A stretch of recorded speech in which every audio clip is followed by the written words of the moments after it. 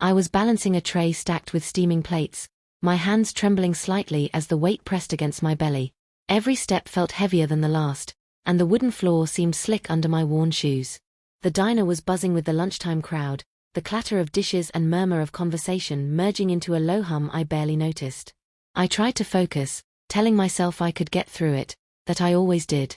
"Watch where you're going, slowpoke," a voice sneered behind me. I froze for a second, heart skipping.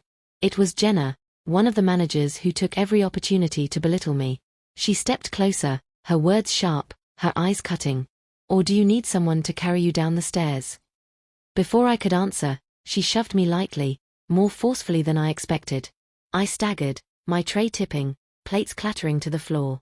The heat of embarrassment and fear rushed through me as I lost my balance. One misstep, and I tumbled down the narrow staircase, my stomach lurching with every hard landing. A sharp pain shot through my side, and I gasped, clutching my abdomen instinctively. Panic flared inside me, for the baby, for myself, for everything I was trying to hold together.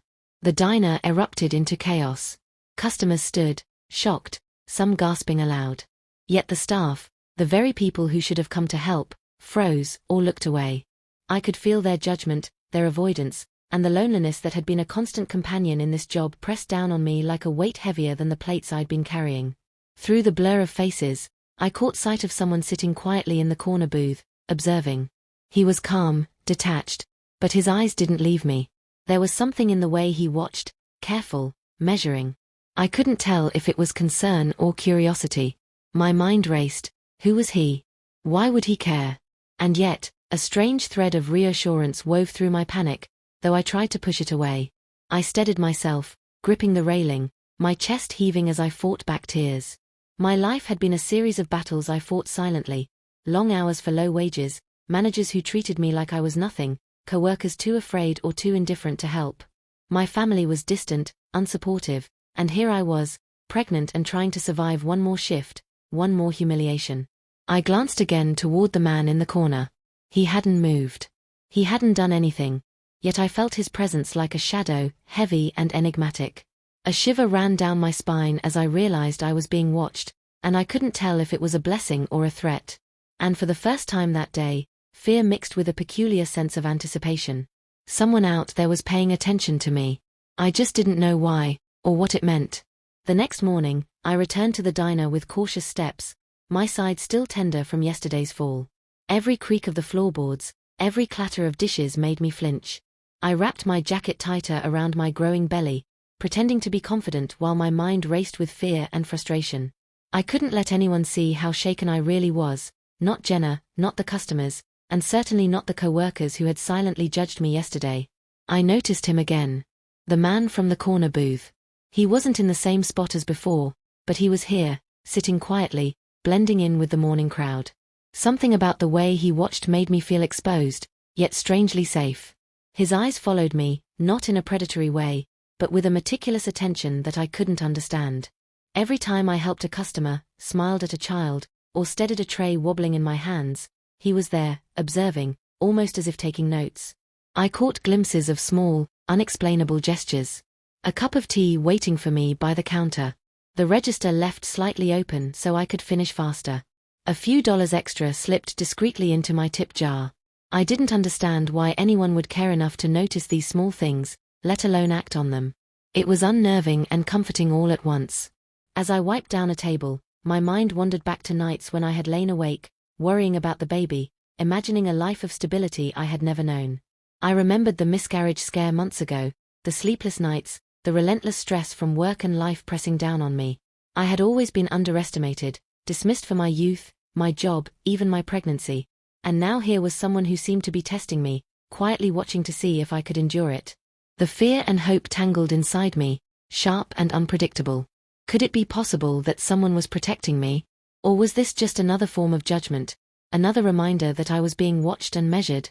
Every step I took, every smile I offered to the customers, carried an invisible weight, and I felt my stomach tighten, not from hunger or fatigue, but from the anxiety and anticipation.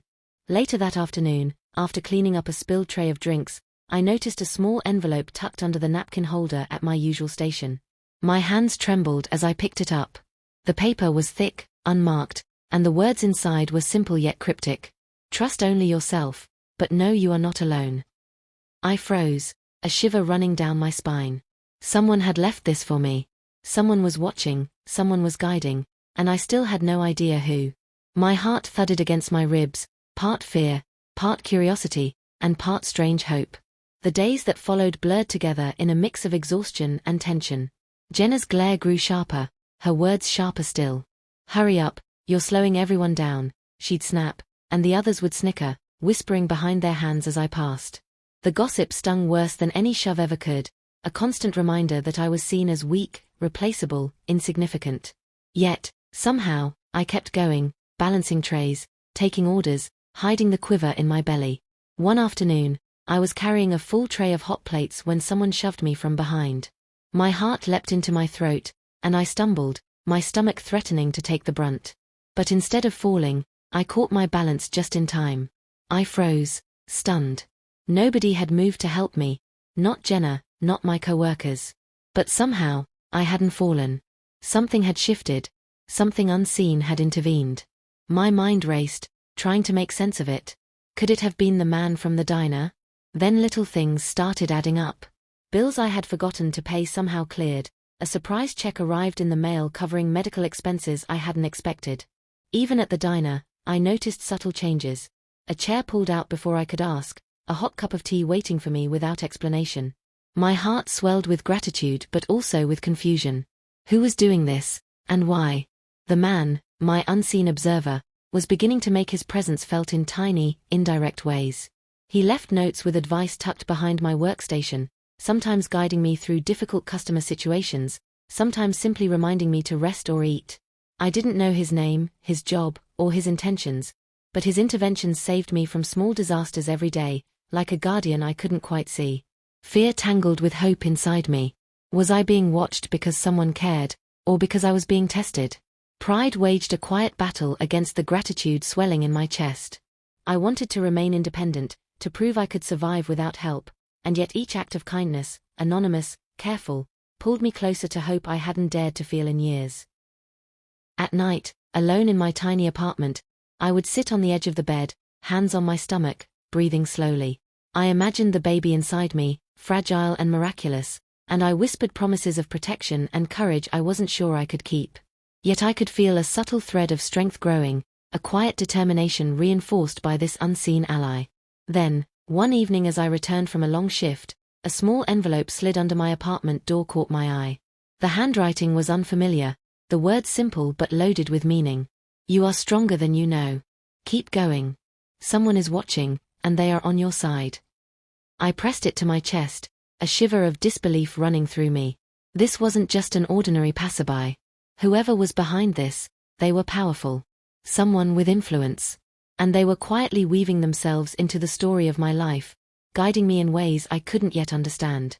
It was late, the diner nearly empty, the hum of the neon sign outside mixing with the quiet clatter of dishes as I wiped down the tables for the last time that night. I had stopped expecting surprises, but when I turned toward the corner booth, he was there, calm, composed, unmistakably present. My heart skipped a beat. It was him, the man who had been silently threading himself into my days, observing me, guiding me in ways I couldn't name. "I didn't want to startle you," he said softly, his voice steady, kind. "I've been watching, yes, but not for what you might think." I froze, confusion and disbelief warring with curiosity. "Watching me? Why? Who even are you?" The words came out sharper than I intended, a mixture of fear, frustration, and a need to protect myself. He leaned back slightly, offering a small, calm smile. "I wanted to understand who you are, how you handle yourself under pressure, before stepping in. I had to know if you were someone worth helping, not because I manipulate, but because I wanted to make sure my help would reach the right hands." Anger bubbled up, raw and fierce.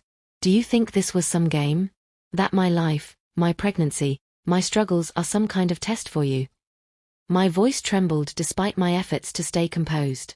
"Do you know what it's like to be pushed downstairs, ignored by everyone, to feel completely alone?" His expression softened, and I caught a hint of regret in his eyes. "I can't pretend to understand all of it," he said, "but I do know courage when I see it. And I see it in you, every single day." I sank onto a chair, letting the exhaustion wash over me. Months of abuse, of neglect, of endless fear. It all poured out in a long, shuddering breath. He didn't flinch. He didn't judge. He simply listened. Then he slid an envelope across the table toward me. "This is more than advice," he said quietly. "It's a chance. Financial support, medical care, a position where you are respected. Something I hope will make your life safer, easier." I stared at it, torn. My pride screamed that I didn't need charity. My independence demanded I refuse. Yet, my eyes fell to the curve of my belly, the tiny life depending on me. Suddenly, the stakes were no longer just about me. They were about protecting this child, giving it a start I couldn't provide alone. I hesitated, silent, heart pounding, weighing dignity against survival, pride against hope. I need time to think," I whispered finally, my voice heavy with conflict.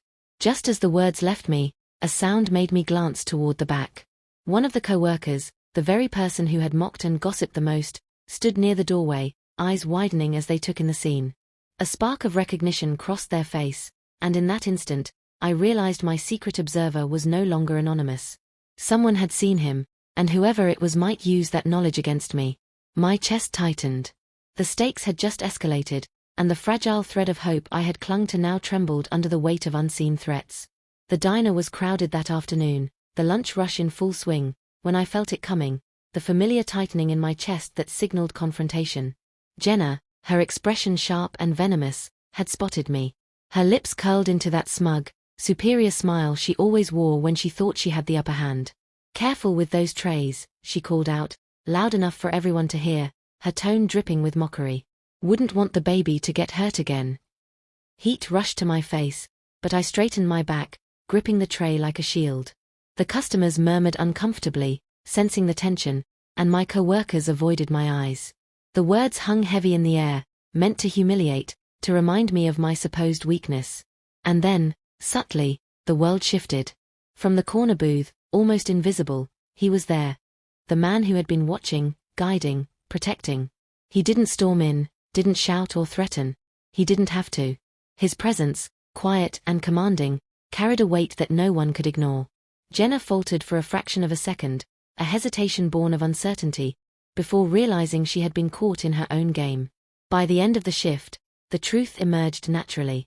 Complaints from customers, hidden cameras, and a few brave co-workers finally brought Jenna's harassment to light.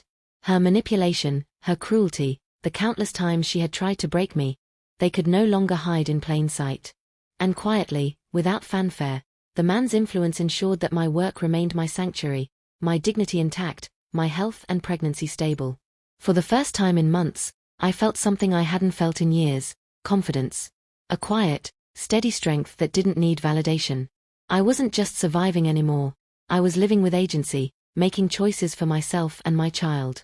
The weight I had carried alone was now lighter, supported by the unseen hands that had guided me, but the credit belonged to me.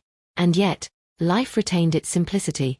I continued to work at the diner, not for fame or reward, but because it was mine, because I had earned my place.